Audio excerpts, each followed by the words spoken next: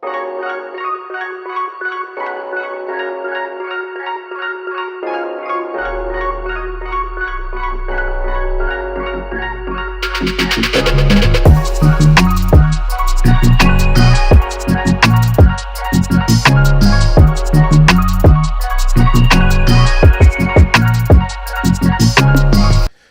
to the School Sucks podcast. This is another episode, and this is one that we have not done before.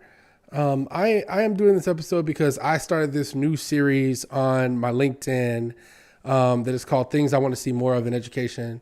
And I started that because I actually do want to see more of those things in education. But I've had quite a lot of great responses. Last episode, we talked about one of the hot button issues from that series, which was calling teachers by their first name. And y'all know what I think, but I asked you what a lot of you guys thought about that. And so today I wanted to mix it up and do something different.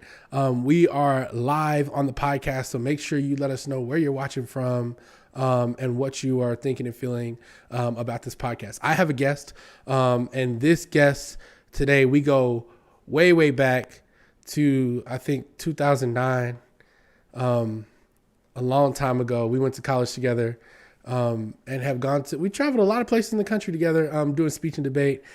This is my friend, Jaysin. Welcome, Jaysin, to the show. Hey, Mike, how's it going? I'm doing well. How are you? I'm happy to be here. Yeah, nice. Jaysin, you're in New York City. What's the weather in New York like? You know, I am quarantining to the fullest extent, so I can't even tell you what it's feeling like out there. But my phone tell me that it's 45 degrees. Oh, okay. That's, I mean, in Texas, you would think there's no pandemic. People outside, in Texas, they at the park. They doing their thing. Oh no. Yeah. I go outside to work out, and then I run back into this home. And today I didn't go work out because I just got off of work. So I have a little bike in here that I pedal when it's too cold for me to go outside, and so that's where I've been. Cool. Well, we can jump into this conversation. I wanted to have this conversation. So Jaysin has no idea what topics we're going to be talking about, but so it's going to be quite organic. But first, it actually makes sense why you're popping up on an education podcast based on what you do. So what do you do? What is your job? Yes, I work for the largest school system in America, and I work in organizational development and effectiveness. So that's for the NYC DOE.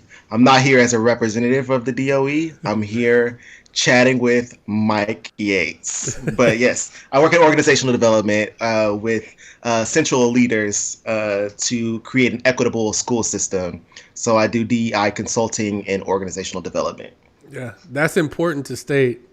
Jaysin is not here as a representative of the DOE. These are his views and his views alone, not necessarily the views. Y'all know I just left the school that I worked at for 3 years called Alpha, and I am working for Teach for America. These are also not the views of Teach for America, but they are my own views. So yeah, even though some people may actually share my views. What's up, Leslie? Leslie's watching. She's in Round Rock, and it's 80 degrees in Round Rock. Leslie's right up the street, and she's going to be on the podcast pretty soon. So let's jump into this. So here's some things that I want to see more of in education, and I just want first, Jaysin, just give me your reaction, which is probably going to be hilarious to some of these. So I have this list, and here's the highlight of the list. So first, given the work that you do in schools in New York City, we live in two completely different states, but you're from Texas, so you got that perspective.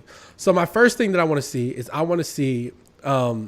more of students calling teachers by their first name. What's your thoughts? Wow.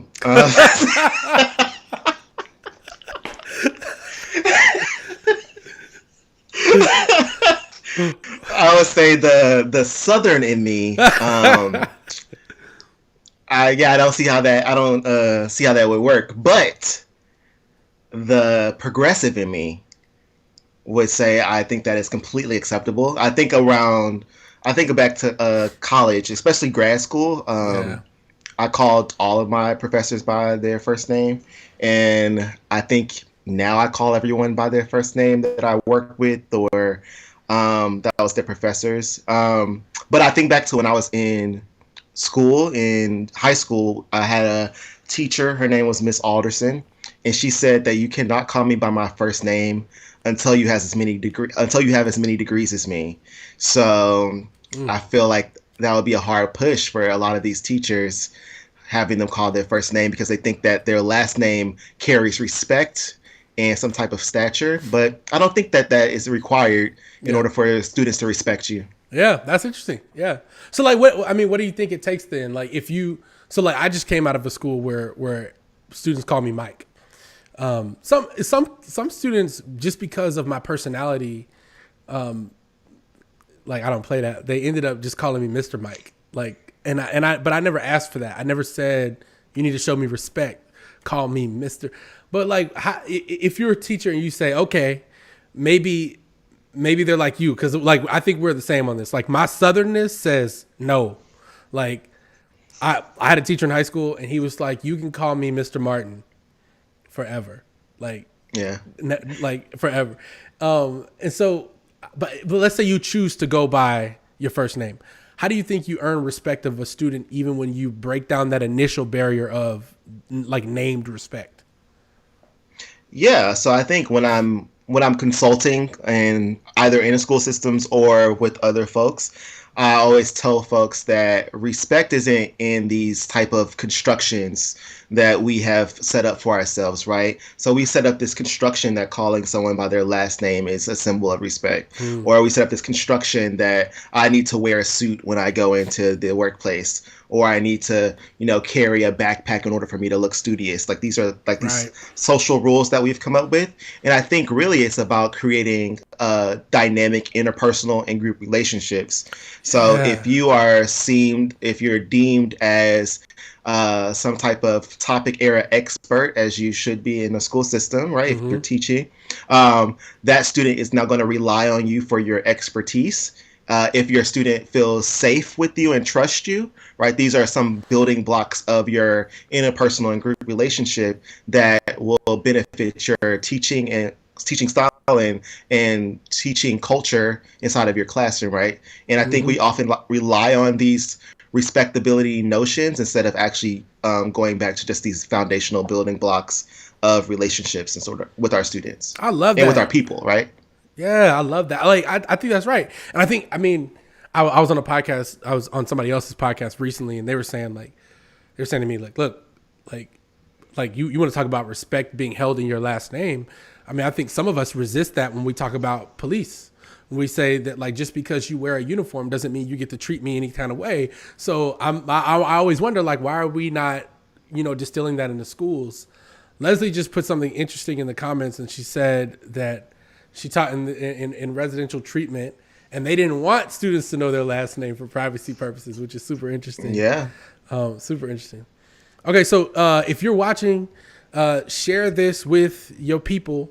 There's quite a few people watching across LinkedIn, Facebook, and Twitter. So share this with your people. Get them over here. This is going to be one of the best episodes of the School Sucks podcast so far. I can feel it. So here's the next one. The next thing that I want to see more of in education, and I want to get your thoughts on this one, is this. I want to see more. I want to see schools start to eliminate traditional grading structures like number grades. Okay. Yeah.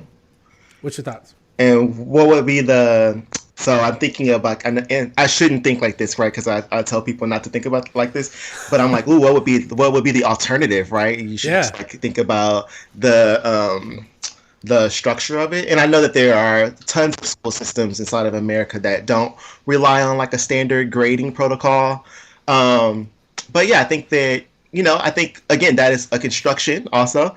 But I think what we would now replace it with something else, for that type of metric. So I don't necessarily see that as beneficial of replacing grading structures. I think it would be important to change the standards around certain grading structures and what we grade on rather than the fact that we are grading. Yeah, that's true. That's true. So when you say change what we grade on, what do you mean by that? So maybe like a lot of our grading structures are based on outcomes, right? So I take this test and now it's about like what is the outcome of me now achieving my recall of that information or my aptitude of knowing that 1+1=2, rather than we have participation grades, but can we build out those participation grades on like our actual our culture building inside of our classroom with our fellow classmates, our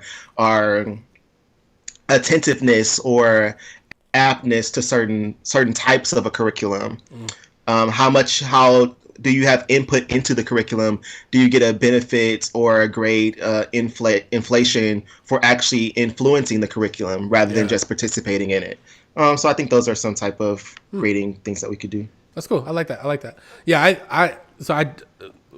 I've had experiences where I was teaching in traditional schools, and I got in a lot of trouble because I was like, look, I'm give you 5 grades per year because they say I have to, and I would grade something very arbitrarily.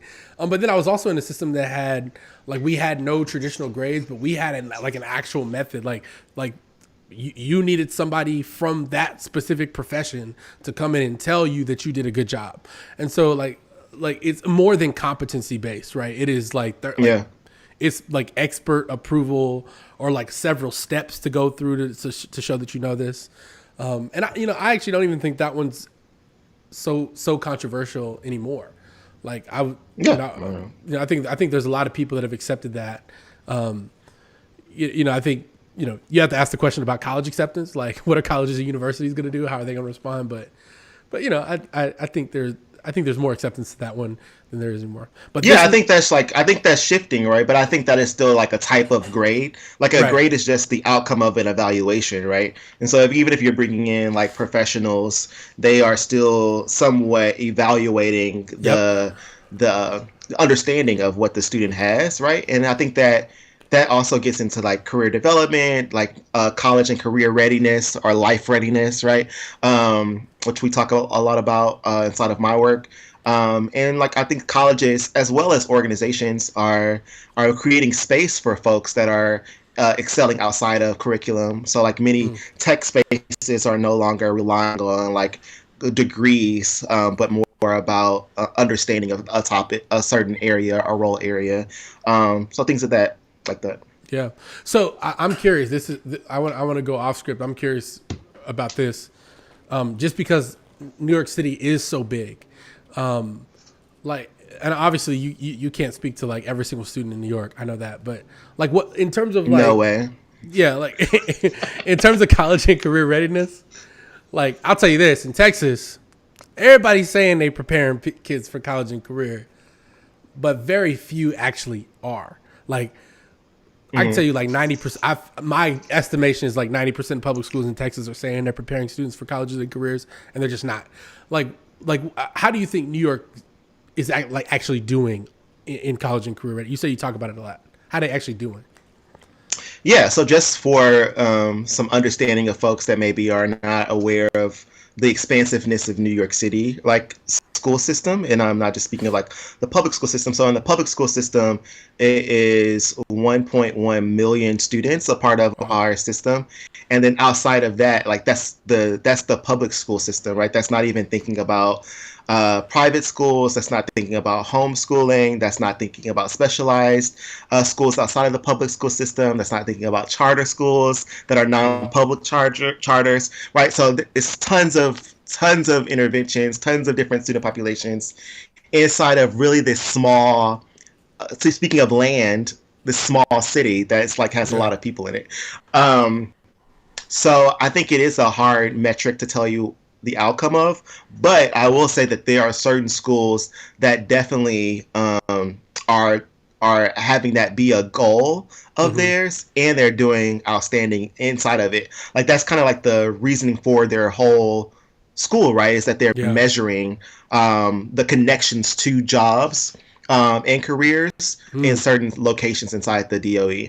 And we sometimes, not inside of my role, again, because like I work with central administrators and people like lawyers and legal staff, but I know that the other people that do this type of work on the school-based side also are engaging in those conversations around developing people for their careers outside of just developing them for college as well. Ooh, okay. Yeah, that's a good answer.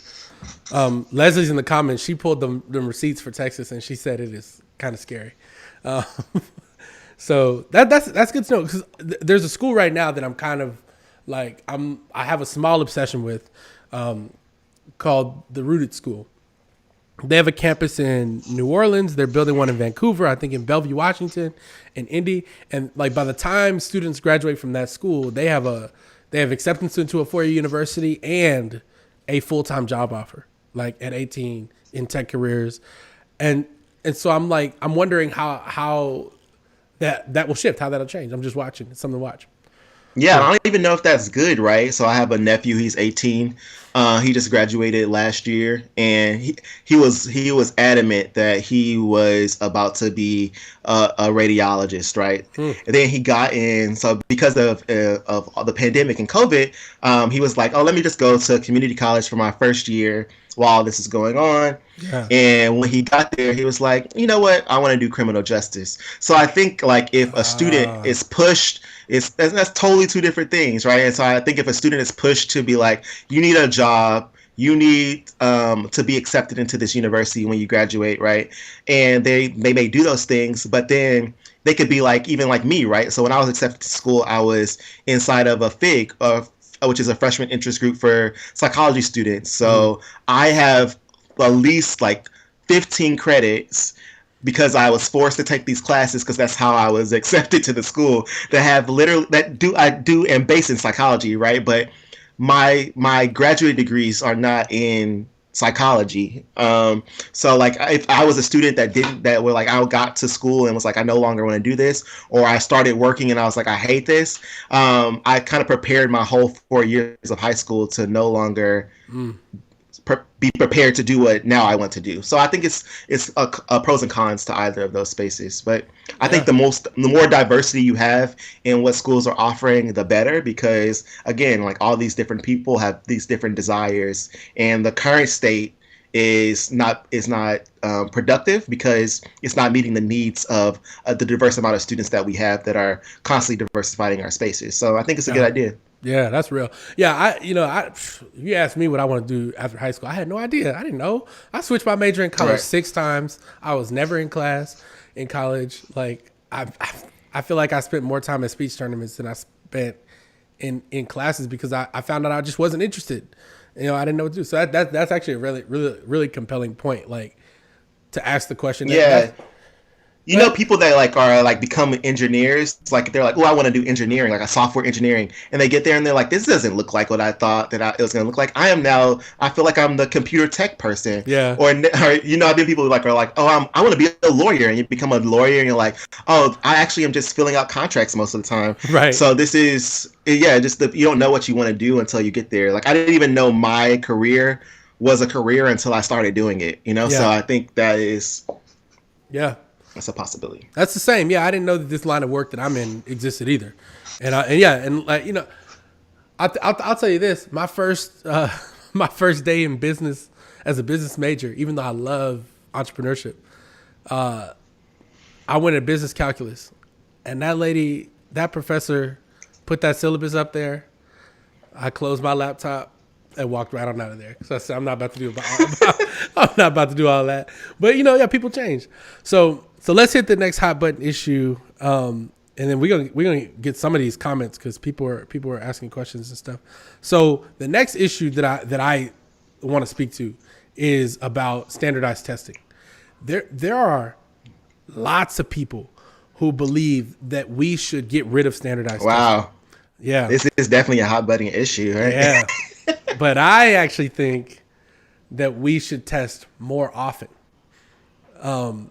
With a different kind of test. I think that we should create a test that you give 3 times a year, and you use the test purely as an insurance policy to see if your classroom content is actually working, if the teaching methods are working, like whatever the system is that you've built to teach this content. The test is purely an evaluator of the system, not the student, and not even necessarily the teacher. But if you give it 3 times a year, and so I'm like, what's your thoughts on standardized testing? I'm a proponent of more standardized testing. What do you think? Well, actually, yeah, I think what you just offered is what we do at organizations, right? So it's not really a test; it's a evaluation, right? Exactly. Or figuring out like a landscape of a system. So I don't think that there should be more standardized testing.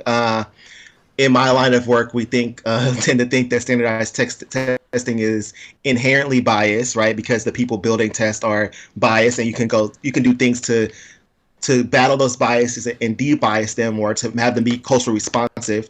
And then there are also problems in regards to the psychology of students taking tests. If certain students are able to take the tests well or not, and different type of learners, and then the environments of people are testing in are not always equitable. So that can add different stressors to students if they're in those type of environments. Mm-hmm. But if we're evaluating systems, I think that is a very innovative idea, right? If we're so at every big organization, typically they have like a annual employee survey, or you'll have some like offboarding tool.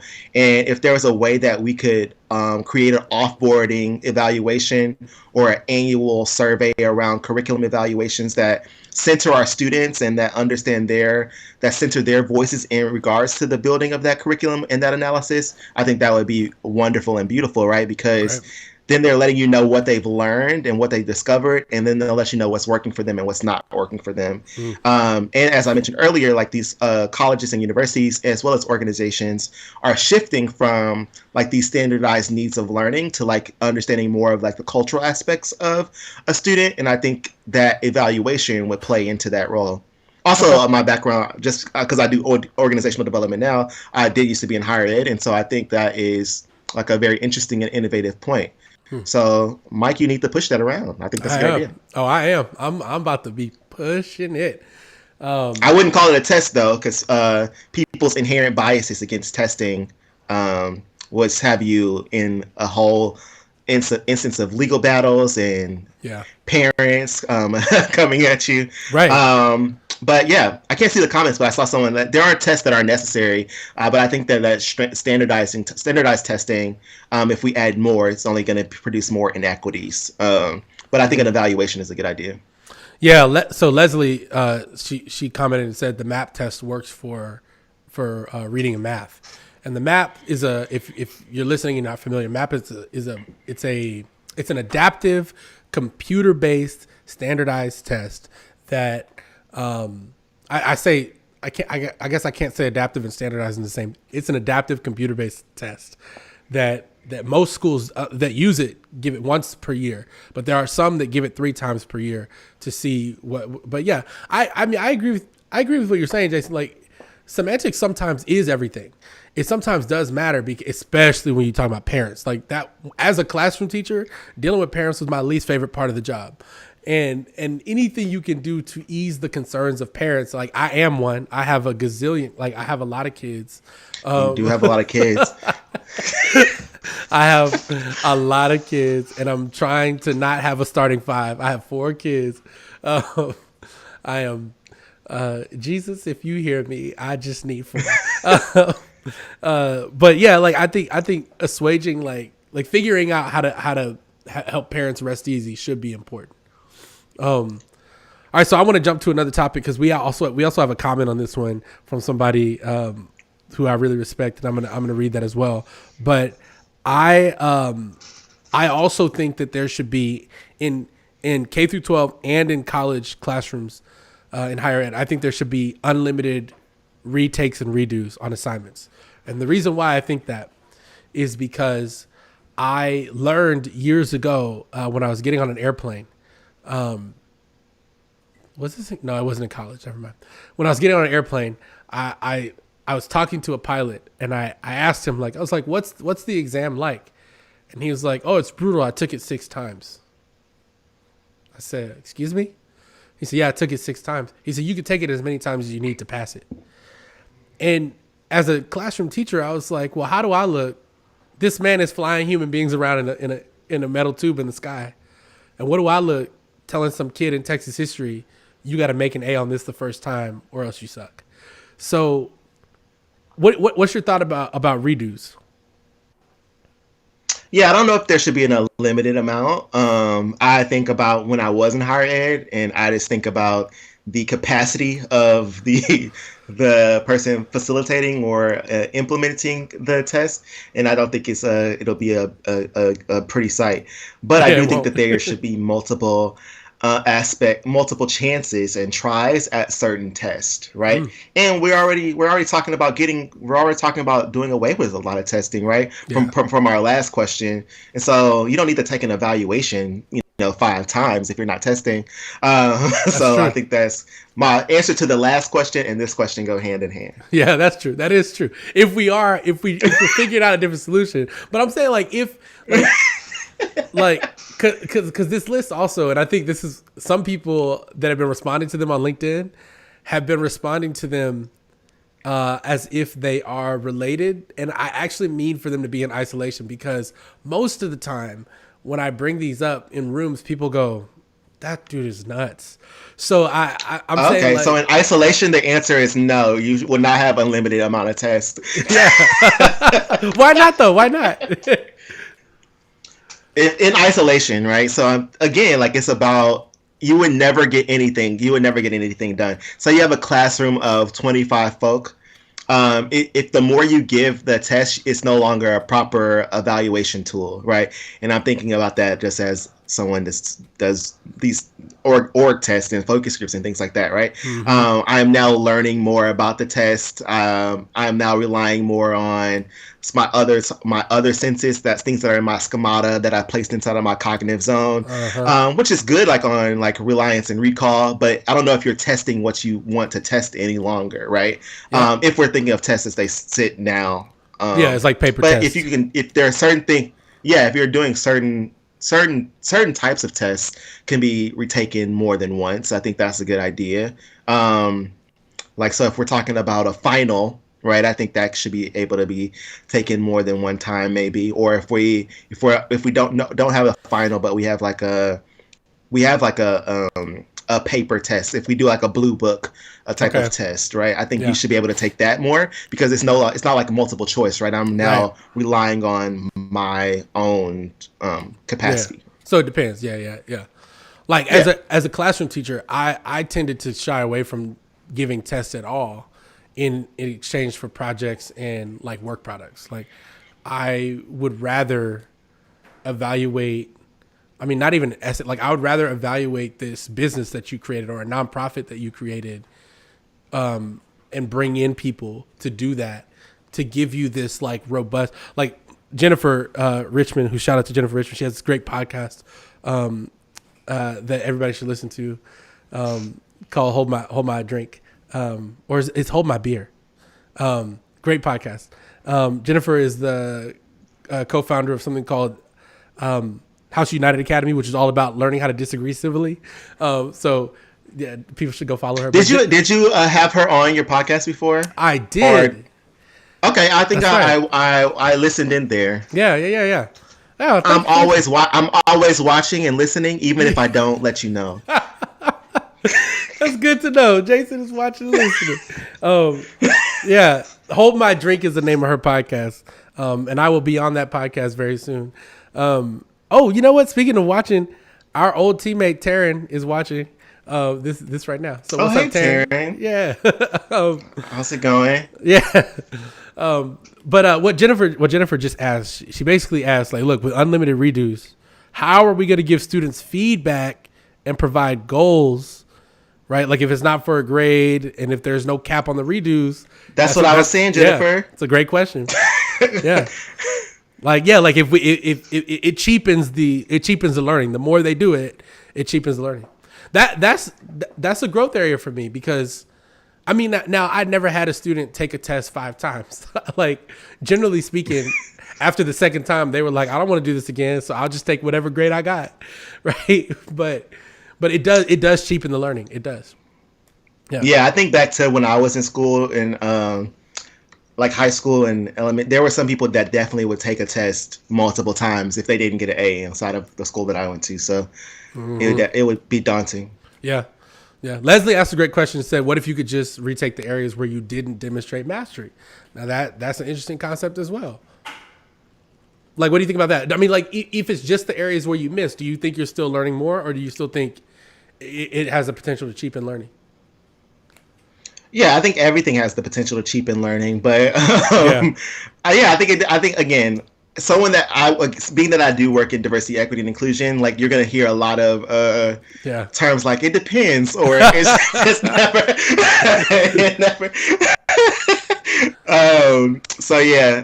I think it depends. I would also question, because I do also ask a lot of questions, like, is it important to master every subject, right? If we're thinking about the outcomes of the student and what are their needs and what are we measuring? So I think it all depends. Yeah. Great. Well, that actually is a great segue into my last question, and then we're gonna get out of here. So what's important in school to learn is really something that's top of mind for me lately. I always tell this joke. And I'm kind of joking, but I'm kind of serious, that after you get out of the third grade, like most people don't use beyond third grade math in their everyday life, addition, subtraction, multiplication, division. And so I had a student one year pose the question to me, and he was like, Coach, why isn't financial literacy required instead of algebra 2? So what do you think about this idea of life, like at a certain grade level? I don't know when it would be, but you start making your required courses life skills courses, and your advanced like subject matter courses become electives, like trigonometry would be an elective, you know? Yeah, I think that's a smart idea. I will say that algebra, like certain math skills, will pop up on you at random times. So sometimes I'll be like, "Whoa, algebra, where you come from?" I'll be like, "Oh, calculus, what's?" I'm like, "What are you talking about?" Now I was just making a report. Yeah. Didn't know I had to do this. But I think that is important. Like, I was just talking with my friend who just got like a financial advisor, and I was like, oh yeah, like that would be really good. And I think one of the benefits when I was younger, I did actually get a financial advisor, and so it actually put me on a map to think about this stuff as I get older. And that was only because I was in a program. I don't know if any of you have watched on Apple TV. It was called Boy State. If you're in Texas, you know that like everything that Boy State requires. Well, I was in like I almost went to Boy State, but I went to a similar one, and it was around who I am today. This is horrible, but it was around the free enterprise system, which is capitalism. And so because it was focused on free enterprise and capitalism, they provided all of us with a financial advisor. And so we got to chat with him, and he talked with us about IRAs and things of that nature. And that was like kind of the first time that I heard any of that. And that was through the summer that we got to engage with him. So I thought that was a benefit. So I think that would be a good idea. Awesome. Cool. Well, look, that was our last question. Jaysin, thank you for being on the show. No problem. This was fun, Mike. Yeah, I know. We got to bring you back. And this was last minute. Like Jaysin just like on Twitter, like 37 minutes ago, it was like, yo, I literally finished a training prep call because I'm doing a training for our Asian Pacific Islander employee resource group. About a racial equity lens. And then I saw Mike, and he was like, "You want to be on a podcast?" And I said, "Sure, why not?" Because I've done 5 meetings today, and I thought this would be fun. So it was fun. One. Yeah. We're gonna do more of these. So I got a lot more guests coming at you, and I have some more solo episodes coming. So if you are listening to this on Apple Podcasts, go ahead and give me that 5-star review. It goes a long way towards sharing these messages and sharing these amazing folks that come on here. And if you are watching on YouTube, you know what to do: like, comment, subscribe, all that. And I will see y'all on the next one. Thank you again, Jaysin. And peace out, y'all. No problem. Thank you, Mike, for having me. Yeah.